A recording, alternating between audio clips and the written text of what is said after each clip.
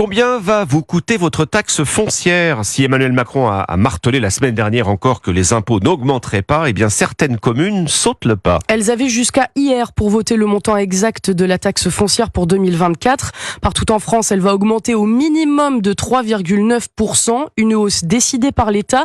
Mais en plus de ça, certains propriétaires vont subir des augmentations locales plus importantes, Margot Faudéré. Cette année, les hausses de la taxe foncière seront sans commune mesure avec celles qu'on a pu connaître en 2023, notamment à Paris ou à Meudon. Mais ce seront tout de même des hausses importantes que les propriétaires immobiliers devraient sentir passer. Par exemple, à Annecy, où la mairie a acté une augmentation de 14%, mais aussi à Villeurbanne, en banlieue lyonnaise, plus 10% décidée par la municipalité, soit une augmentation moyenne de près de 60 € par an.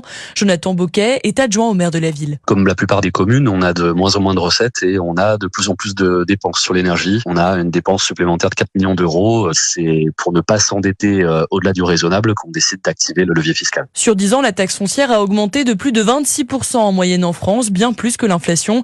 Et pour Christophe Demerson, l'ancien président de l'Union nationale des propriétaires immobiliers, ces hausses successives risquent de dégoûter certains propriétaires. C'est un jeu qui est extrêmement dangereux, ce jeu que jouent les maires de France. Vous avez des propriétaires qui baissent les bras et qui mettent plus de biens à la location. Une situation qui pourrait alors aggraver la pénurie de logements en France, alors qu'il en manque déjà plusieurs centaines de milliers chaque année. Margot Faudéré.